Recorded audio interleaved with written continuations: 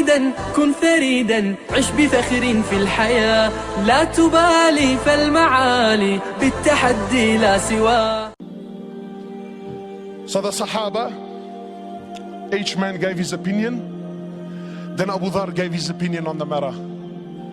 For those of you who don't know Abu Dhar is Arab. Yani he makes an Arab feel like he's a non-Arab. You can't be any more Arab than what Abu Dhar was. So Abu Dhar also gave his opinion. Today, mosques, I was in Canada, mosques are waiting in courts to deal with the issues. Why? Because, brother, I gave my opinion and this guy disrespected me when we were in the meeting, so now it's me versus him. And mosques are going to war with each other. Why? Who's hit it? Brother, I gave my opinion. What, and he went against me? Doesn't he know who I am? I've been here for 10 years, brother. This guy's only been on the board for 5 years. These are the people that are leading our masajid, mashallah. So Abu Dhar gave his opinion. Then the next person was Bilal radiallahu ta'ala anhu. Bilal is the muaddin of Rasulullah sallallahu alayhi wasallam. Bilal not only used to be a slave, but an Abyssinian slave, meaning he was black. So as far as society is concerned, talk about being rock bottom. But you see, Islam came to break this.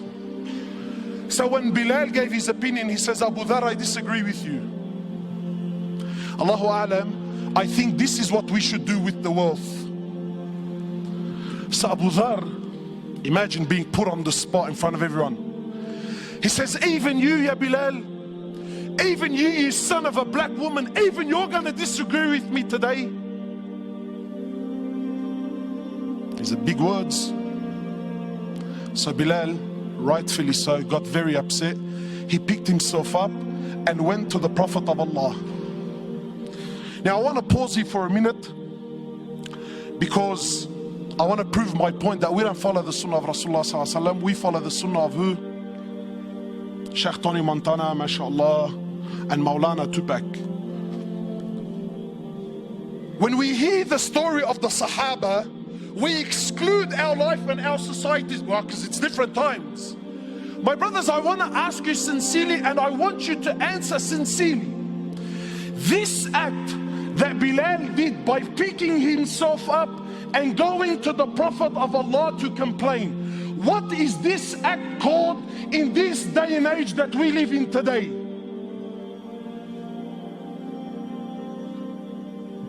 He's a snitch. True or not? Brother, we have a drama. You pick yourself up to go complain. What are you, a woman, bro? That's street language. You see, but Bilal wasn't corrupted by your Tupac and your Tony Montana. Bilal was affected by your Prophet, who you claim that you follow. You see, Bilal had something in his heart, so he went to someone that can help him with this situation. You and I, nah. That makes me less of a man. Nah, Habib. I'm gonna hold it in my heart for the next 20 years. I'm gonna thrash him, backbite him, wipe the floor with him, slander him with any opportunity that I can get for the next 20 years. But I won't go to someone that just might be able to help my situation.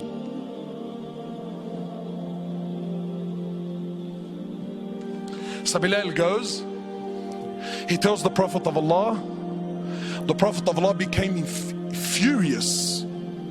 So the Prophet of Allah, he comes, he goes to where Abu Dhar was, and he grabs Abu Dhar he grabs Abu Dhar. Talk about bridging up. This right now was bridging up. And he grabs Abu Dhar and shakes him and says, Abu Dhar, you are a man that still has jahiliyyah in his heart.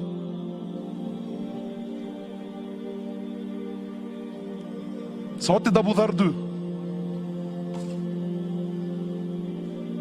That little Aqday, is that what he said? Eid al-Quran, that's not what I said. Allah, wallahi, I didn't mean it like that, bro.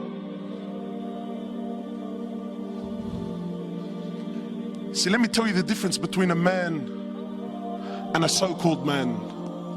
A real man is a man when he acknowledges that he really was in the wrong, he admits that he's in the wrong.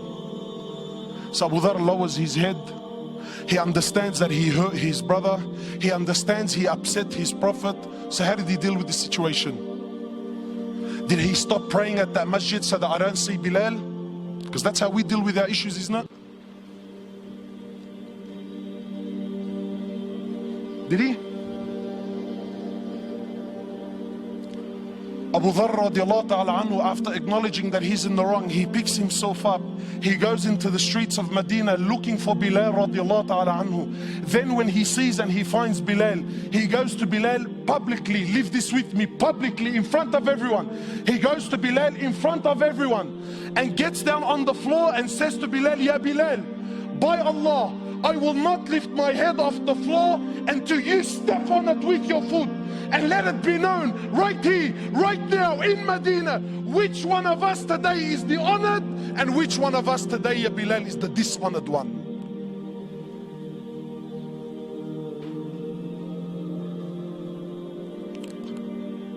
Come on, man. How come I haven't heard this story before, bro? So what did Bilal do? He's vulnerable. He's on the floor. He acknowledged, I told you, bro. I told you I was in the right. What did he do? Wallahi, an opportunity that most of us would love to have with those that hurt us. You see, real forgiveness is to forgive from your heart sincerely, whether you can do something about it or you can't. You see, there are many of us who have issues and dramas with other people, and we paint on the outside that, nah brother, wallahi man, I forgive him for the sake of Allah. You little kazzab, you little spinner. The only reason that you claim that you forgive him is not because you really forgive him. The truth is you can't do anything to this guy anyway. So really, by default, by the fact that I physically can't do anything, I disguise my weakness with what? Nah, wallahi bro, I forgive him for the sake of Allah. But deep down in your heart, deep down in your heart, if you got the news that a bus hit him, your heart will start to do the dabki, bro.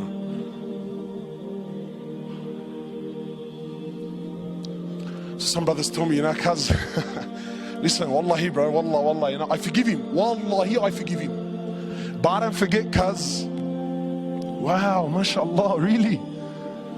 You forgive, but you don't forget? Well, I got news for you, bro. If you forgive but don't forget, you didn't forgive to begin with. You see, this topic is not as juicy as what you first thought, eh? Why? Because it's hard on the nafs. Because this is real deen. This is real deen. So what did Bilal do? Bilal gets down on his hands and knees. He kisses Abu Dharr on the forehead. He says, Abu Dharr, are you serious? I forgive you for the sake of Allah. Done, finished, dusted, never to be spoken about again. Not drag it on for 10, 15 years. Not forget the fact that hours before this, they were both on the same battlefield fighting for the same Lord.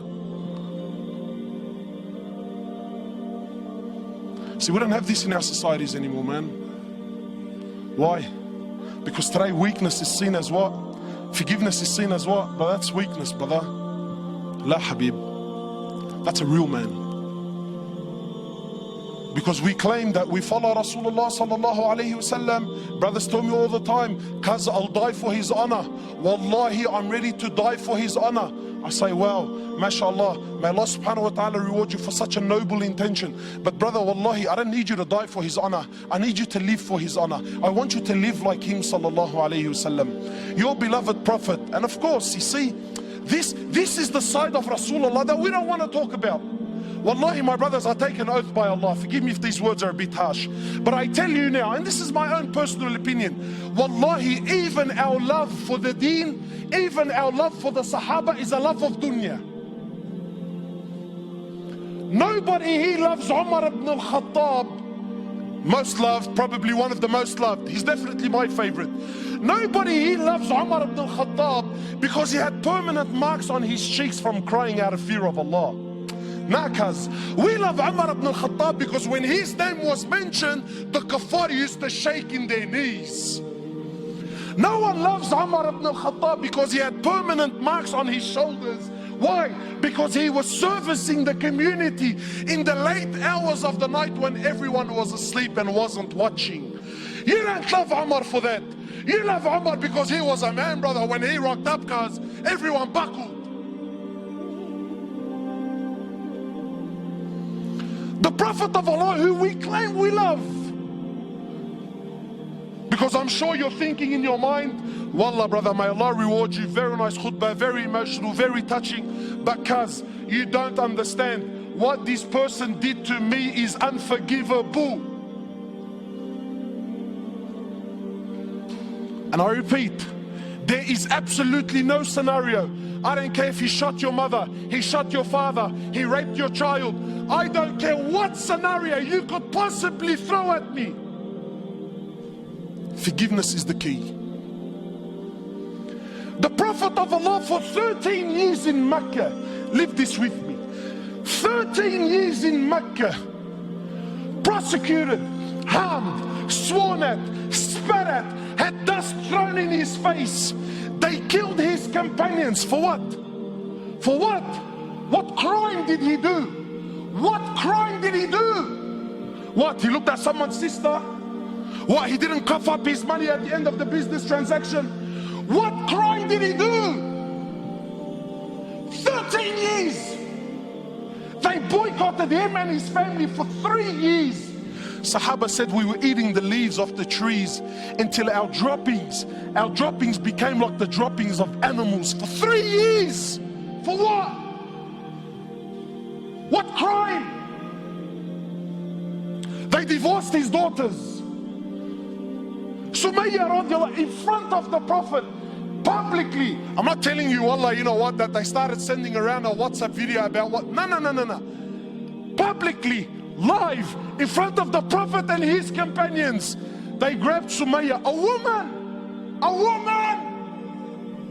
They grabbed her publicly. They opened her legs in front of her husband and her son, and they rammed a spear into her private parts until they killed her. They exiled him from his land, Mecca, exiled him for 18 months in Medina. 18 months he was crying. Why? Because he was missing the Kaaba so much. They stabbed his pregnant daughter. As a result, she lost her child. 8 or 6, a few months later, she ended up dying in Medina. He buried every one of his children while he was alive, except for Fatima. In Uhud, you know, it's one thing to go to war and kill. That's fine, you killed the man. In Uhud, they massacred the dead. His uncle Hamza, they cut his nose off, they cut his ears off, they ripped his liver out. Hind took a bite from his liver and spat it on the floor. Sahaba said when the Prophet of Allah seen Hamza, we never seen him cry like he cried when he seen his uncle Hamza. In narrations, he prayed janazah for his uncle 70 times. So much hurt and so much pain. For years. And then when Fatah Makkah came, and now he comes back victorious with an army of 10,000 companions, an army the which Arabia never seen in their lives. Men who at the drop of a word were happy to give their lives just to see him smile. He enters into the Haram of Mecca, 10,000 soldiers surrounding, and those people that harmed him for years and years and years. Not Muslims. And I'm asking you to forgive your Muslim brother. God forbid I should ask you to forgive kafar. I'll be labeled on the payroll, scholar for $1. Wallahi, you mop the floor with me. So I'm not even going to dare to go down that road. God forbid we should follow the sunnah of Rasulullah sallallahu alaihi wasallam. No way, brother. He enters into the haram, 10,000 soldiers surrounding the haram. those people that harmed him for years and years, where are they going to go now, bro? Talk about the tables turning, huh? So he looks at them. He says to them, and what do you think I will do with you today? What do you think I will do today?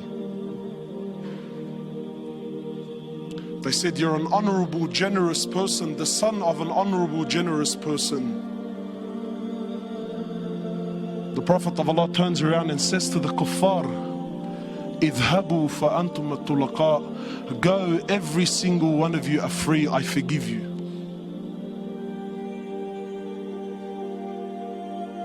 Where's this sunnah in our lives, man?